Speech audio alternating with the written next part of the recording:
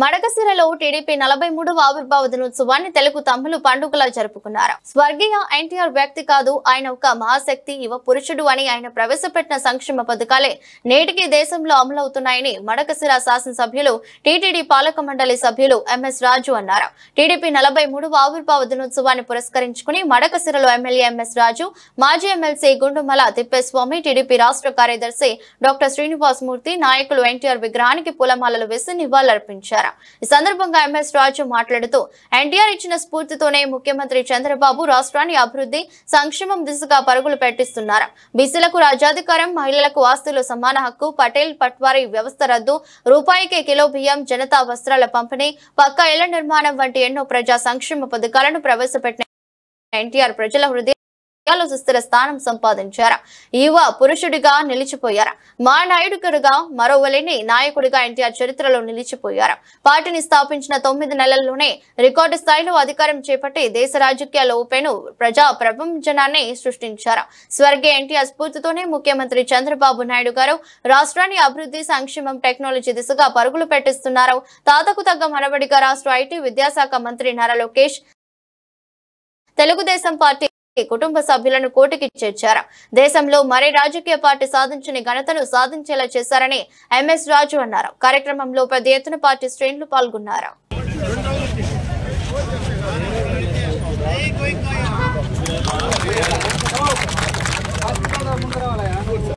పేద ప్రజలకి కులాలకు అతీతంగా అందించినటువంటి పార్టీ తెలుగుదేశం పార్టీ. అన్న నందమూరి తారక రామారావు గారిని తీసుకున్నటువంటి నిర్ణయాన్ని చంద్రబాబు గారు కొనసాగిస్తూ ఈరోజు రాష్ట్ర విభజన తర్వాత ఒక రాజధానిని నిర్మించేటువంటి అవకాశం గౌరవ ముఖ్యమంత్రి చంద్రబాబు నాయుడు గారికి రావడం, కొంతమందికి చరిత్రహీనులకి వచ్చిన చరిత్రలో నిలబడేటువంటి అవకాశాన్ని చేజేతుల చరిత్రహీనులు కోల్పోతారు.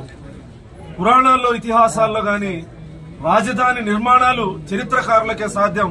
చరిత్రకారుడైన చంద్రబాబు నాయుడు గారికి ఒక నూతన రాష్ట్రానికి నూతన రాజధానిని నిర్మించేటువంటి అవకాశం రావడం నిజంగా అది చరిత్రకారులకే సాధ్యమని మరొకసారి రుజువు చేస్తూ తెలుగుదేశం పార్టీ ఈ రోజు ఉన్నటువంటి పరిస్థితుల్లో ఆంధ్రప్రదేశ్ ని అన్ని రంగాల్లో అభివృద్ధి చేస్తూ రైతులకు గాని, రైతు కూలీలకు గాని, పేదలకు గాని సంక్షేమం, అభివృద్ధి రెండు కళ్ళగా భావించి గౌరవ ముఖ్యమంత్రి చంద్రబాబు నాయుడు గారు ఈ రాష్ట్రాన్ని ముందంజలోకి తీసుకెళ్తున్నటువంటి పరిస్థితిని మనందరం గమనిస్తాను. అదేవిధంగా మడకసిర నియోజకవర్గంలో కూడా సమిష్టి నాయకత్వంలో గుండుమల తిప్పేస్వామి గారి నాయకత్వంలో అనేక మంది తెలుగుదేశం పార్టీ నాయకుల యొక్క నాయకత్వంలో మడకసిర నియోజకవర్గాన్ని కూడా 2024కి ముందు, 2024 తర్వాత అనే విధంగా అభివృద్ధి చేయబోతాను, చేసి చూపిస్తామని కూడా ఈ సందర్భంగా తెలియజేస్తాం.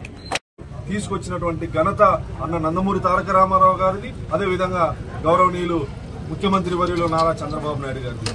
తెలుగుదేశం పార్టీ ఆవిర్భవించక ముందు తెలుగు రాష్ట్రాల్లో దళితులు, బీసీలు పరిస్థితి చాలా దారుణంగా ఉన్నటువంటి పరిస్థితుల్లో తెలంగాణలో దళితులు కాల్ మొక్తా బాంచంద్ అనేటువంటి నీచ సంస్కృతిని ఊకటి వేళ్లతో సహా పగిలించినటువంటి గొప్ప నాయకుడు నందమూరి తారక రామారావు గారు. అదేవిధంగా తిరుమలలో ఈ రోజు జరుగుతున్నటువంటి నిత్యాన్నదానం, రోజుకి 3 లక్షల మంది ఉచిత భోజనం చేస్తున్నటువంటి భక్తులు ఉచిత భోజనం చేస్తున్నటువంటి నిత్యాన్నదాన కార్యక్రమాన్ని కూడా ప్రారంభించినటువంటి ఘనత నందమూరి తారక రామారావు గారు. అదేవిధంగా తిరుమలలో, తిరుపతిలో అనేక హాస్పిటల్స్, యూనివర్సిటీలు, కాలేజీలు తీసుకొచ్చినటువంటి ఘనత నందమూరి తారక రామారావు గారు.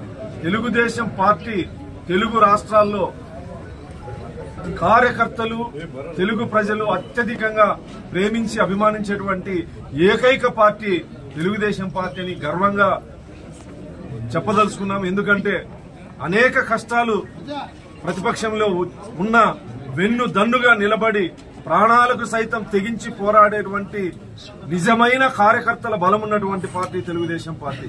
ఉదాహరణకి మొన్న చంద్రయ్య అని, పల్నాడులో చంద్రయ్య అనే ఒక యాదవ్ కమ్యూనిటీకి సంబంధించినటువంటి కార్యకర్తని మెడ మీద కత్తి పెట్టి జై జగన్ అంటే వదిలేస్తామంటే జై చంద్రబాబు అని ప్రాణాలు వదిలినటువంటి, కరుడుగట్టినటువంటి కార్యకర్తలు తెలుగుదేశం రాష్ట్రాల్లోనే కాదు ప్రపంచవ్యాప్తంగా ఉన్నటువంటి తెలుగుదేశం పార్టీ సానుభూతి పరులకి, కార్యకర్తలకి, తెలుగు ప్రజలందరికీ శుభాకాంక్షలు తెలియజేస్తూ అన్న నందమూరి తారక రామారావు గారు తెలుగుదేశం పార్టీ ఆవిర్భవించక ముందు తెలుగు రాష్ట్రాల్లో ప్రజాస్వామ్యం అనేది గాని, పరిపాలన అనేది గాని అణగారిన వర్గాలకి దళితులకి రాజ్యాధికారం అనేది కానీ రాజకీయాల్లోకి కొన్ని వర్గాలకే రాజకీయం పదవులు రాజ్యాధికారంలో భాగస్వామ్యం అనేటువంటి నీచ చరిత్రని కూకటి వేలతో సహా పెకిలించి అణగారిన వర్గాలకి పేదలకి దళితులకి బడుగులకి అందరికీ రాజ్యాధికారంలో భాగస్వామ్యం కల్పించినటువంటి శ్రీ అన్న నందమూరి తారక రామారావు గారు తెలుగుదేశం